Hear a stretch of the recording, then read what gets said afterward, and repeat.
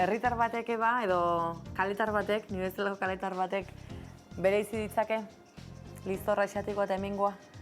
Bueno, banaka ikusten baditu, behar bada ez, baino elkarrekin ipintzen baditugu oso nabarmena da, ez? Alde batetik... Osa, hemen nabarmendu, bere izi beharko dute. Bai. Ez dezu, nabaritzen, desberdintasuna. Irakurtzen naizelako Vespa velutina. Hau asiatikoa da, ez? Bai. Izena zientifiko hori dulako, baina bestela ez nuke...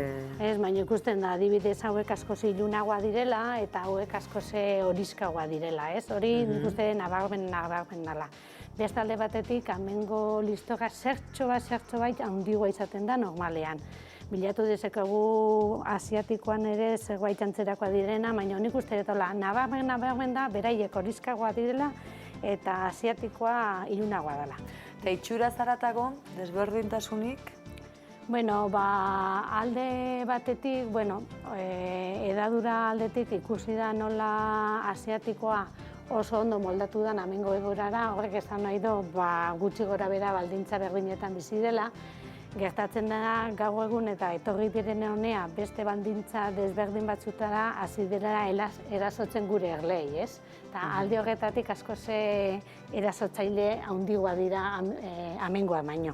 Asiatikoa beti ere gogorragoa. Gogorragoa. Askoz presio gehiago egiten du erletegietan. Hau da Asiako listorraren kabi bat, ja gaina kabi heldu bat, udazkeneko irailetik aurrerako kabi bat. Hauek martxoan apirilean hasten dira lanean, ez? Bai. Erreginek pasatzen duten negua gordeta, lurrazpian, hibernatzen, eta ateratzen dira martxo aldera. Eta gero, atera eta gero beren gordelekutik, lehenengo kabi egiten dutena, holako antzeko bada. Txiki hau hortan bilakatu daiteke? Bai, bilakatzen da. Ez bada lehenoztik entzen, Zenbat hilabetetan? Hau apirilako kabi bat izango litzateke, eta hau irailekoa. Tarte hortan, handitu dijoa, eta listor poblazio ere handituz. Badakigu zergatik etorri dan Vespa velutina delakoa? Ona, Gipuzkura, Euskadira... Euskadira etorri da Frantziatik. Baina Frantziara etorri da Txinatik, 2003 inguruan, hango itxasuntzi batian, uste da, etorri zela, kontainer bateko egurra Antartian, edo erregina bat edo beste etorriko ziren, eta geroztikan handikan zabaldu da, Frantzia osora, Belgika, Italia, Aragoira, Katalunia, Euskal Herrira, eta Portugalen ere azaldu da. Nolabait esateko nahi gabe edo etorri da? Bai, portuitua, bai. Ez ekiten alako kaltegarria zenik, nunbait? Ez, hori kolatu inda. Beste gauza daiten din bezala. Badaude hola arriskuan egon daitezken beste leku batzuk edo ez? Ez, edo bai, esan nahi, edo alarma alperrik. Ez, gu pentsatzen duguna da, alarma sortzeko lain ez. Gertatzen dana da, hau poliki-poliki jungo dela edatzen, zagatik poliki-poliki jungo da bilatzen berarin dagokion baldintzak. Eta hemendik muitu egin daiteke orduan? Bai, Portugalea, jun daiteke, bate arazorik gabe, Portugaleko iparraldea. Baldintzak gutxo gara bere berdina, gaina gustatzen zaio gaina mendia eta dagoen lekuetan, zergatik beraiak epintzen dituzte normalen apiak, leku guztietan epintzen dituzte, baina arboletan da horrela baita ere. Orduan, horrelako baldintzak, ezetasuna, mendiak, temperatura ez oso gogorrak, eta gero jakia baldin dauzkate beraientzeko, opoposena. Ezin ziteken aurre ikusi hau? Bai, baina eta horrek badu bere erantzuna. Frantzitik esaten nahi ziren, juningo zaizue, kontuz alkarrekin hasi behar dugu eta kontuz juningo zaizue, baina beti... Esaten nahi ziren hori? Bai, beti Ugandaneko berak dazkatelaia 7 urte, 8 urte badia.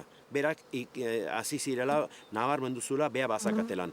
Orduan guri haizi guen esaten, baina betikoa.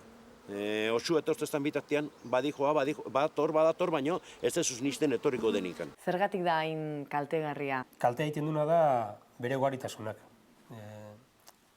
Horrek esan nahi du gutxigo izango balia... Hori da. Eritzatekela hain kaltegarria izango? Hori da.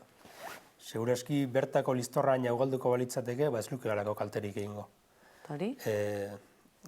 bada arrazoi bat, hori asko ugaltzen dela, kabi asko egiten ditu listorrama batek, kabi batetikan listorrama asko ateratzen dira, eta hori gero urren urtean ziklo hori asko biderkatzen da, ez? Edapena oso zabala da, oso handia da, kilometro asko hartze ditu urte batian, baina ugaldu ere bai dago lekuan bertan. Alde batetik ugaritasuna eta bestetik behar duen janari kopurua. Holako batzen dokoan kabi hoitako batek behar du kilo erdi haragi inguru egunean. Eta batez ere erlea jatetu. Eguneko 70-80 haragi hortatik erlea dira.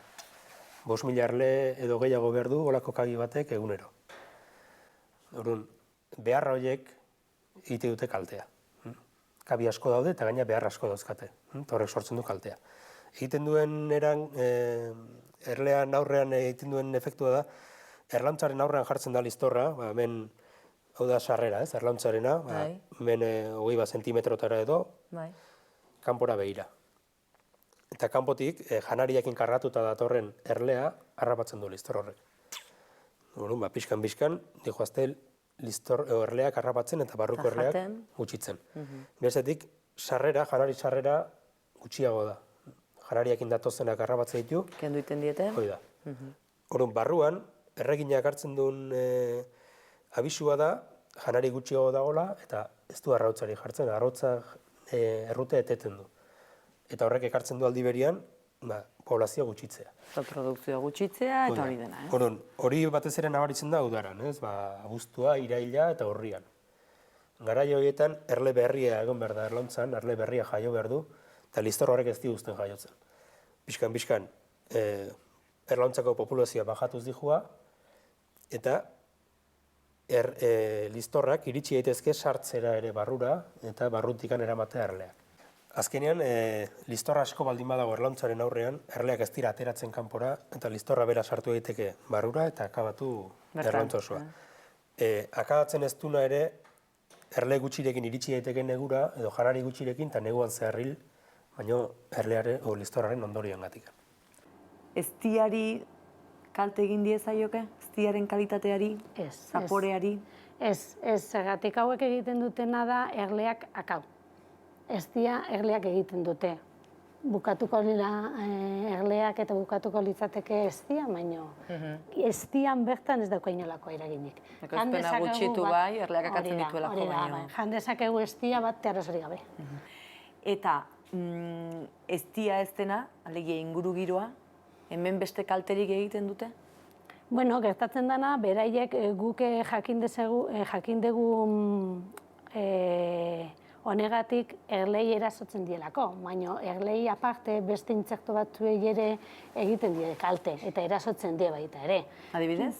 Beste intsektu mota batzuk. Eta orduan zer gertatzen da, gu gaude harturatuta zergatik erlezainek ganadu bezala erabiltzen dute, ekoizpen badute eta hori eragina dugu, baina beste aldetik ere ingurugarriko oso inportantzia handia du, zergatik ez di erleak polinizatzaile bakarrak baita ere, beste intsektok ere badaude. Orduan, erleetan dauka bi atal hauek alde batetik inguru girokoa eta ekoizpenarena, baina beste intsektuetan ere erasotzen dietak hau egiten du, hor badu. Inguru girorako hemen da nahiko kaltegarria, bai.